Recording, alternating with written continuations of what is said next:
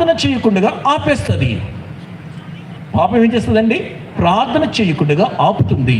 అదే సమయంలో ప్రార్థన పాపము చేయకుండా ఆపుతూ ఉంది. సాధారణంగా మనకి పాపపు ఆలోచనలు ఉన్నాయి అనుకోనండి, ఆ పాస్టర్ గారు ప్రార్థన కూడికలు ఏర్పాటు చేశారు అనగానే తప్పించుకోవడానికి ఎన్నెన్నో ప్రయత్నాలు చేస్తూ ఉంటాం. రేపే పరీక్ష అండి పాస్టర్ గారండి అంటూ ఉంటాం. లేకుంటే ఏదో కారణం చెప్పి తప్పించుకుంటూ ఉంటాం. మనం ఏం చూస్తున్నామంటే పాపము ప్రార్థనను చేయకుండా ఆపేస్తూ ఉంటుంది. అయితే మనము మోకరిల్లితే గనుక, మనము ప్రార్థన చేస్తూ ఉంటే పాపము చేయకుండా ప్రార్థన ఆపుతుంది. కాబట్టి మన వ్యక్తిగత జీవితంలో మనం పరిశుద్ధతతో మనం జీవించాలి అంటే ప్రార్థనా జీవితం చాలా ప్రాముఖ్యము అని తెలియచేస్తూ ఉన్నాను. గమనించండి, యేసు ఒక్కడే మిగిలెను. మనం చూస్తూ ఉంటే ఈ పోటీలో గెలిచినవాడు, ఈ పోటీలో నిలిచినవాడు యేసు ఒక్కడే. చాలామంది ఏమంటారంటే మా దేవుడు అని అంటూ ఉంటారు, మా దేవుడు అలాగూ ఇలాగూ అని అంటూ ఉంటారు.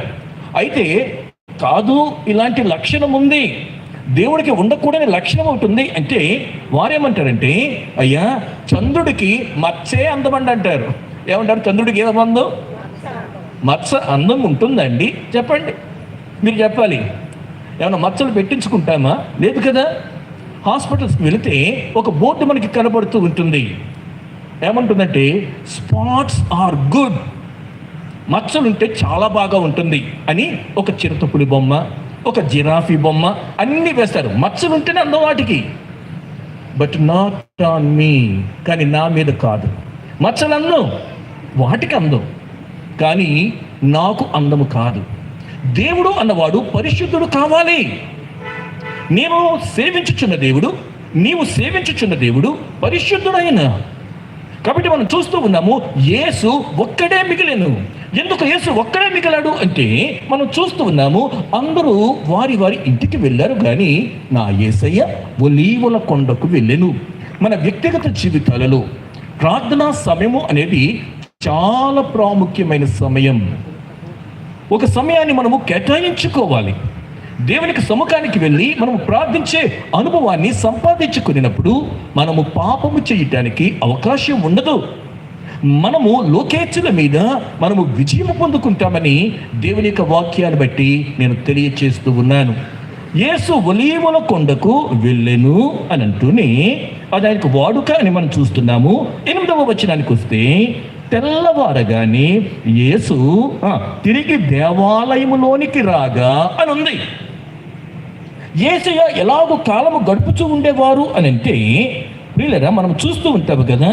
యేసయ్య ఎలాగో కాలం గడుపుతూ ఉండేవారు?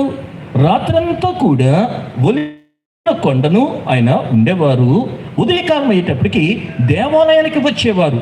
అలాగూ తమ యొక్క కాలాన్ని యేసయ్య తన కాలాన్ని గడుపుతున్నట్టుగా చూస్తాం. లూకా సువార్త 21వ అధ్యాయము 37వ వచనంలో యేసయ్య ఎలాగో కాలము గడుపుతున్నారు.